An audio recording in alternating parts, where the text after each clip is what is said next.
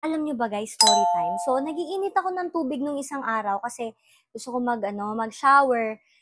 Malamig kasi noon kaya nag-iinit tayo.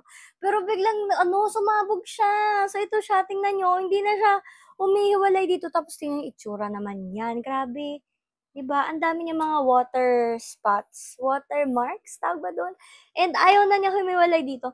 Tsaka ang baho na niya, amoy nasunog talaga siya. Kaya sobrang natakot talaga ako. And then, nagpunta ako sa TikTok shop. Nag-search ako doon ng another electric kettle. And ito yung nakita ko.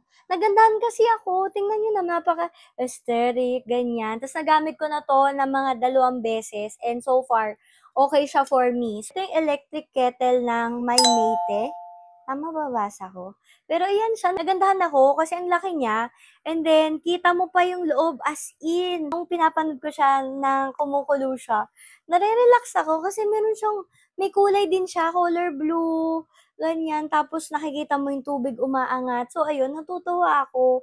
And so far, ang ganda naman niya.